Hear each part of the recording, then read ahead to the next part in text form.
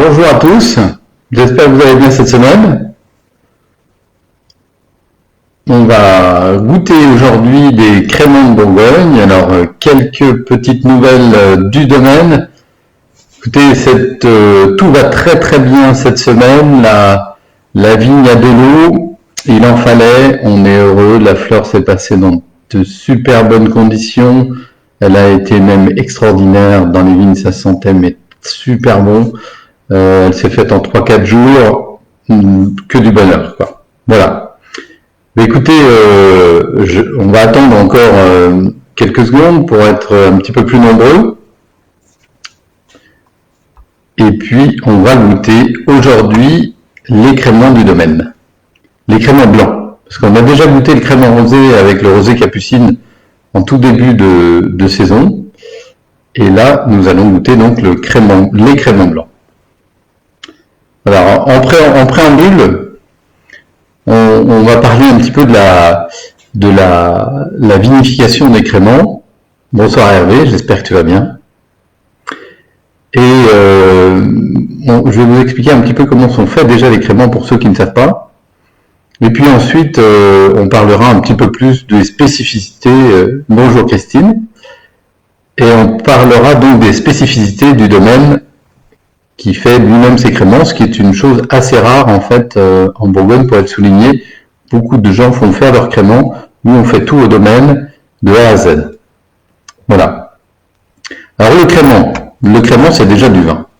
C'est déjà du vin des vignes bien faites, comme toujours, mais qui sont dédiées à faire du crément. Donc on ne les travaille pas tout à fait comme les vignes pour faire ce qu'on appelle des vins tranquilles, des vins sans bulles. Ça nécessite des rendements un petit peu plus importants et puis un travail un peu différent. On cueille aussi les raisins plus tôt pour garder de la fraîcheur dans les vins. Ça, c'est très très important.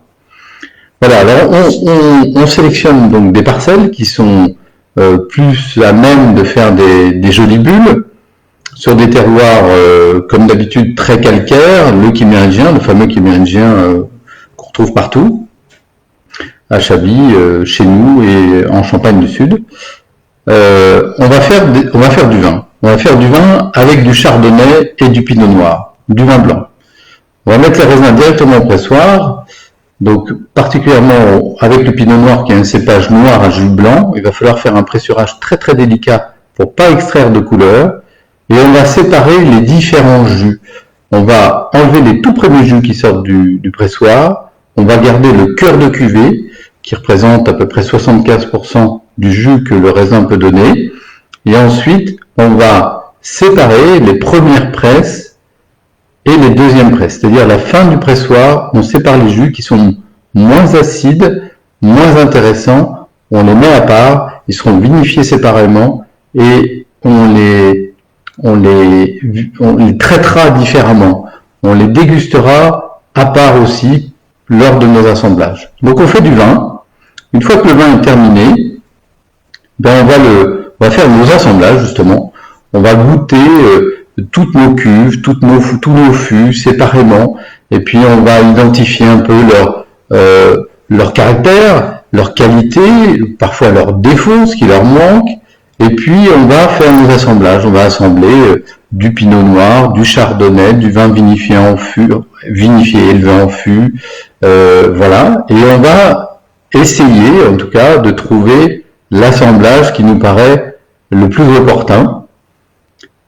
Et une fois que l'assemblage sera fait dans notre verre, on va créer cet assemblage en cuverie, donc avec des volumes plus conséquents, pas les vrais volumes. Ensuite, ce vin-là, on va le mettre en bouteille avec du sucre et des levures vivantes et on va fermer la bouteille avec une capsule, type capsule de bière. Là, dans la bouteille, va se passer une fermentation alcoolique. Le sucre va être transformé par les levures en alcool et en gaz carbonique. Le gaz carbonique ne pouvant pas s'échapper, c'est ça qui va créer la bulle dans la bouteille de crément.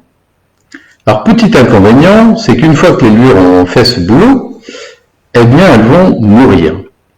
Et quand elles seront mortes, eh bien, elles vont faire un dépôt dans le fond de la bouteille, un gros dépôt assez conséquent, qu'il va falloir évacuer.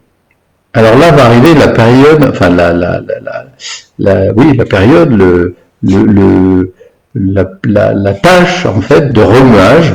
C'est-à-dire on va mettre la bouteille horizontale, dit sur latte dans notre jargon, on va la placer en position verticale et tout le dépôt qui était dans la bouteille va venir contre le goulot, vraiment tout en bas du goulot, et le vin va être très clair. Ensuite, on va extraire ce dépôt, ça s'appelle le dégorgement. On va ouvrir la bouteille et extraire le dépôt, et là on aura un vin très clair, on aura perdu un peu de vin, donc on va rajouter un petit peu de vin pour compléter, pour pas que vous soyez volé. Et puis, on peut rajouter ce qu'on appelle la liqueur d'expédition, un peu de sucre de raisin. Alors, chez nous, au domaine, notre particularité, c'est de faire des vins très peu dosés, voire pas dosés du tout, c'est-à-dire avec très peu de sucre. Alors pour ça, on cueille déjà des raisins assez mûrs, on va faire des élevages assez longs, on va mettre le vin en bouteille et il va rester 2, voire 3, voire 4 ans en cave avant qu'on extrait ce dépôt. Et ça va nous permettre d'avoir des vins assez riches, assez complets, mais sans cet apport de sucre qui, moi, me gêne.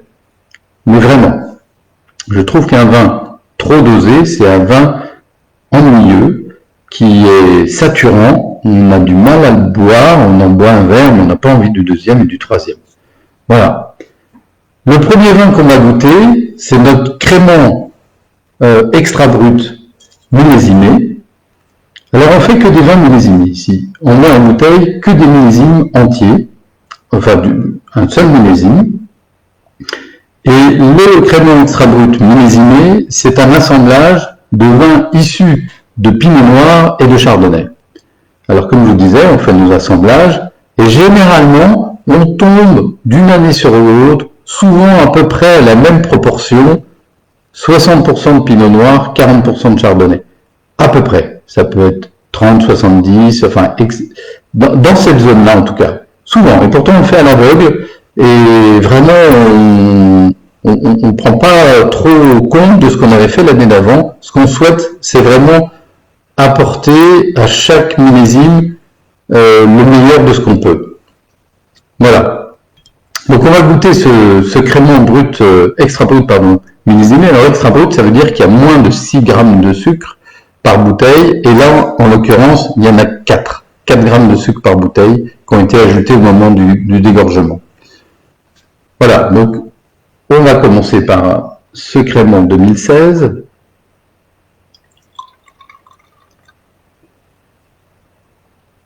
Alors, on aime bien regarder la bulle dans les créments, évidemment, ça fait vraiment partie du plaisir. Là, on a une bulle qui est très très fine, très délicate, toute petite. Là aussi, c'est une spécificité du domaine. On aime bien avoir des vins plutôt perlants, plutôt que moussants, entre guillemets. Avec une bulle très délicate et qui vient juste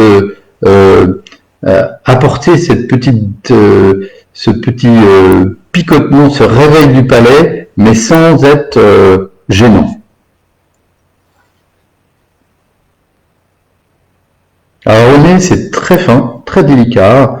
On a des arômes un peu de crème pâtissière, un peu rhubarbe, noisette aussi. Et puis un peu citronné, des agrumes légèrement épicés. Alors souvent, on ne met pas trop son nez dans les champagnes, dans les créments, parce que le gaz peut gêner. On n'est pas obligé de le faire. Souvent, on ne le fait pas. Ce qui est le plus intéressant, c'est l'impression de bouche. Mais dans des vins un petit peu élaborés, c'est intéressant.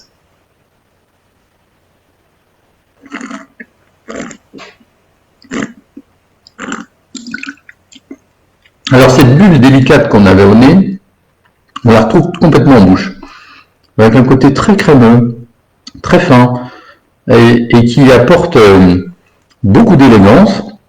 On a une bouche qui est pleine, riche, mais très saline, salivante. C'est vraiment un vin qui appelle à boire. C'est vraiment le vin typique de l'apéritif qu'on peut avoir dans le fond de son réfrigérateur, parce que voilà, on a envie le soir en rentrant, on a fait une bonne journée, une mauvaise journée, on a des amis qui arrivent, eh ben on peut se faire plaisir à moindre prix. Voilà, et c'est vraiment ce que je recherche dans ce type de vin, un vin vraiment de plaisir, voilà, immédiat. On n'a pas envie de se casser la tête à déguster vraiment, mais le spécialiste qui a envie de déguster peut vraiment se faire plaisir. Bonsoir David et bonsoir Michel. Voilà, le Crémant Extra Brut 2016, ce qu'on appelle chez nous notre cuvée Extra Brut classique. Ensuite, on va goûter un crémant qu'on a commencé à élaborer en 2014. C'est notre crémant grande cuvée, pur chardonnay. Alors là, c'est un tout autre travail. C'est uniquement un cépage, le chardonnay. Donc là aussi, on presse les raisins, on isole le cœur de presse, et puis les premières tailles, deuxième taille, donc les fins de presse, tout pareil. Et en revanche, tout le vin va fermenter en demi-nuit, des fûts de 400 et 600 litres. Il va rester là pendant plusieurs mois, ensuite il va être mis en bouteille, prise de mousse, comme les autres, mais il va rester en cave pendant 3 ans minimum, avant d'être dégorgé et sans addition du tout de sucre. Là, c'est un brut nature, voilà, c'est indiqué dessus, brut nature ou 0 dosage, donc il n'y a pas du tout de sucre ajouté. Alors pour ça, il faut vraiment avoir dès le départ un vin en plus très complet, et là on sélectionne vraiment une parcelle dans un lieu-dit qui s'appelle les Frobert, qui est un endroit merveilleux, qui apporte beaucoup de minéralité au vin, beaucoup de tension, j'aime beaucoup. Et donc cette cuvée a été, c'est ce qu'on appelle aussi chez nous en Bourgogne un grand éminent, c'est-à-dire qu'il a été dégusté par notre interprofession, par un comité de dégustateurs experts, et qui lui a trouvé des caractères remarquables, quoi. Voilà, alors ce crémant pur chardonnay, là on a une couleur un peu plus jaune, vraiment typique du chardonnay, presque typique d'un vin de Chablis, avec des tout petits reflets verts.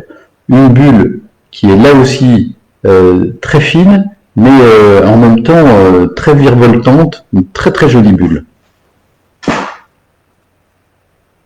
Le nez est très riche, très complet. Floral, on a beaucoup de floral. De l'acacia, du lys. C'est mûr, c'est très mûr. Alors ça, c'est le millésime 2015, j'ai oublié de vous le dire. 2015, c'était une année chaude, très belle année.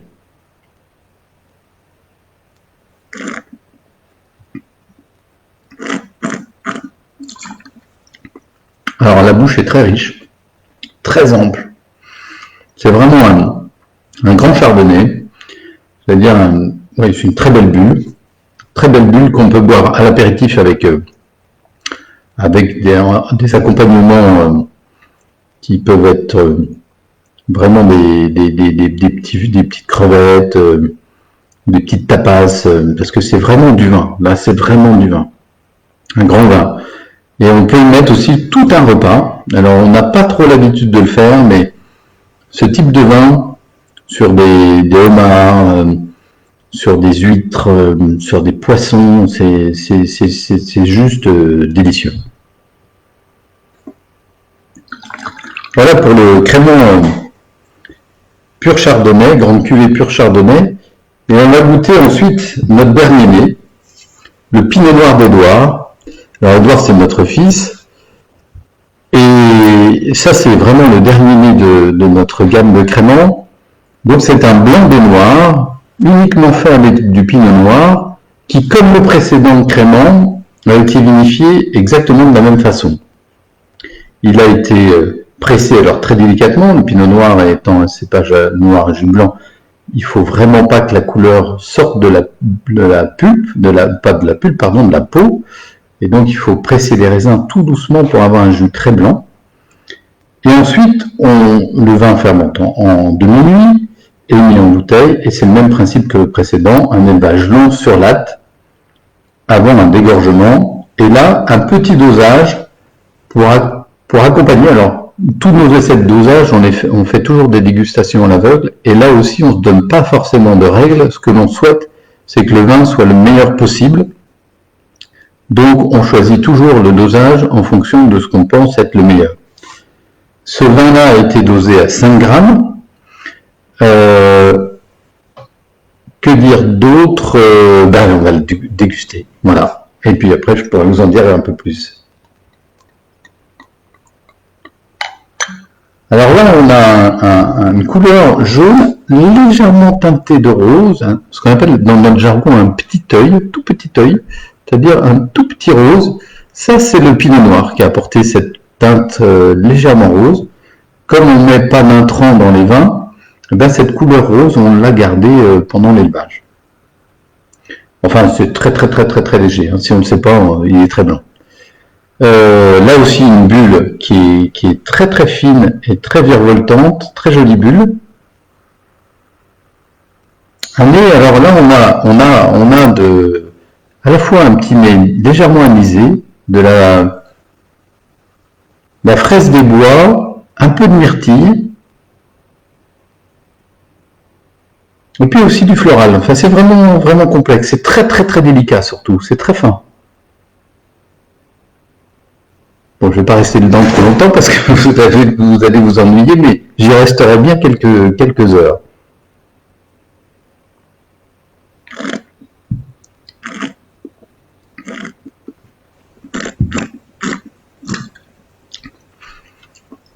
La bouche est très tendue, très fine, très délicate.